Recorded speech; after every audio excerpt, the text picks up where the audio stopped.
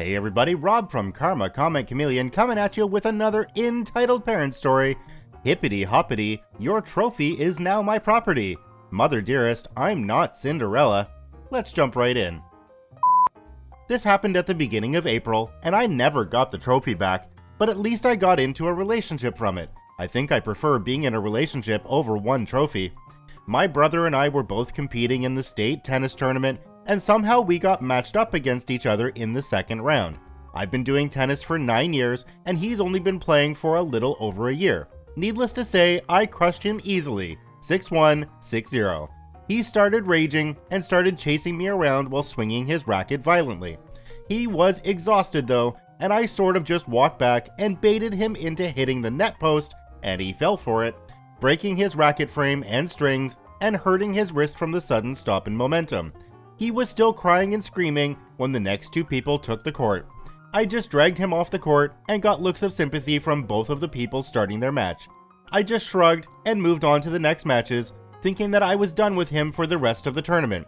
I got third place, lost in the semifinals to the person who won the tournament, 5-7, 6-3, 4-6, but at the end of the tournament, when I went up to claim my trophy, my own mother came to say a few words about my performance, which is apparently allowed. Introducing the cast, me is me, EM is Mother Dearest, DB is Deadbeat Brother, K is the guy who beat me, congrats if you're reading this, Player 1 is one of the people who was playing the match right after I beat my brother, he won the match, got to the quarterfinals, Player 2 is P1's opponent, both played very well. Well, I would like to first start this off by saying how proud I am of my daughter for her wonderful accomplishment. Congrats, OP! But this is to the person I think really deserves the award. I believe that Deadbeat Brother truly deserves this for all the help he's given OP over the 6 years she's been playing. He's been playing for 10 years, and he's an amazing player who consistently shows great sportsmanship. He shows what a tennis player should aspire to be, and I am continually astonished and proud of everything he has done. So, takes the trophy from the announcer, I will be giving this trophy to Deadbeat Brother, who I believe is truly the one who deserves this trophy the most. She hands the trophy over to Deadbeat Brother, who snatches it up and doesn't say a word as he walks back to where they were sitting. Naturally, I was as far as I could get from both of them, and she wasn't even looking at me the whole speech. I slipped over to K, Player 1 and Player 2, all sitting in a small group, introduced myself, and congratulated all three of them for their achievements. They made it into states, so that's a large accomplishment in itself. Why didn't you go up to get the trophy? Is that Lady even your mother? I look a lot more like my father. Ice blue eyes, blonde hair, medium height, around 180, than my mother, who has black hair, brown eyes, medium height, and around 350 pounds.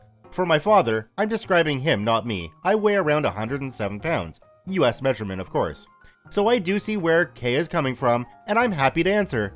Yeah, but she hates me, idolizes my brother, as you can see, indicates Deadbeat Brother.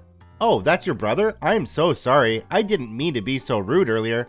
Nah, it's not like I care at all. He's older than me, but still acts like a big baby. If anything, I'm happy to let him take the trophy. Anyways, turns to Kay.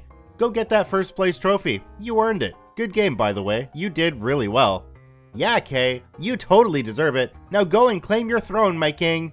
Smiles. Thank you guys. Now, if you'd be so kind as to excuse me for a minute, I'm gonna go claim something of mine. Kay goes up to receive his trophy, but is looking at me the whole time as if to say, sorry about what happened. I shake my head, and he smiles a little bit, holds his head higher, and quickly comes back to our little group. We all exchange phone numbers, and I grab my belongings, joining my mother and brother, who is bragging about his trophy and showing it to anyone who looks our way. I got a lot of sympathetic looks from people who realized that I was the one who actually got the trophy. When we got home, I went straight upstairs to shower and cry in my room. Pathetic, I know, but I couldn't help myself. I locked myself in my room and texted K, Player 1 and Player 2, just saying hello. The next couple of hours were a blur as we all sent each other pictures of ourselves doing crazy things and just talking about life. And by the time the four of us had to go, I was in tears from laughing this time. Coincidentally, K and Player 2 were both sophomores, while Player 1 went to a nearby high school. When I realized this, I was thrilled, And even though I wouldn't be seeing them at all while I'm at college, we still did a lot in the next month, meeting up with each other almost every day after school to go to the mall or the park, and I started dating Kay. Thankfully, his parents are amazing, and I now have somewhere else to go when the situation at my house escalates to a point where my mother starves me just to prove a point in an argument we had a week earlier. Call it child neglect if you will, but I am not going to press charges for the simple reason that my brother lives with her. While she is a horrible mother, my brother still needs her, and while I strongly dislike him as well, I would not want him to move in with me, and I don't want her going to jail. He isn't the worst, and we have had some great times together, but I don't want to live with him or my mother. Thankfully, Kay and his family have been so kind to me, so thank you if you are reading this. It's been a wonderful few weeks, and I really appreciate everything you've done for me over this time. Anyways, this is the part of the story with my own entitled mother. While there technically is more to this story alone, and another part dealing with one of my other interests, I'm not sure if anyone has the time to read the whole story. I'll write it in anyways. Enjoy segment 2. Same cast, except minus player 1 and player 2. This is the week after the tournament. Hey, OP? Yes, Kay?